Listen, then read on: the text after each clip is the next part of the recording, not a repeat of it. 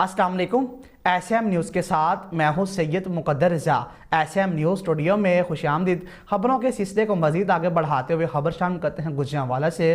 Divisional sports department کے زیر تمام جناح اسٹیڈیم میں 4 روزہ women national baseball championship کا انعقاد کرایا گیا۔ اسی حوالے سے مزید بات کرتے ہیں اپنے نمائندے رفاقت علی سے۔ رفاقت علی، بتائیے گا کیا تفصیلات ہیں آپ کے پاس؟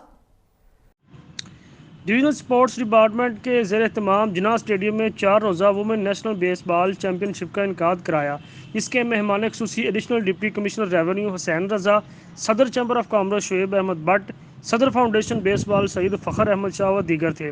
بیس بال چیمپئن شپ میں پنجاب، سندھ، خیبر پختونخوا، بلوچستان، وابڈا، ہائی ایجوکیشن، آرمی کی ٹیموں نے بھی حصہ لیا۔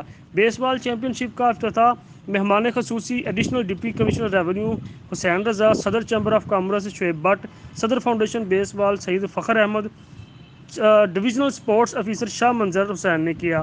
اس موقع پر additional deputy commissioner revenue Hussain رضا نے کہا کہ وزیر اعظم پاکستان عمران خان کا ویژن تھا کہ وہ ایک صحت مند اور مضبوط پاکستان کو دیکھنا ہے، جس کو مد نظر رکھتے ہوئے ڈسٹرکٹ سپورٹس ڈپارٹمنٹ نے گوجرانوالہ میں national baseball championship کا انعقاد کیا ہے۔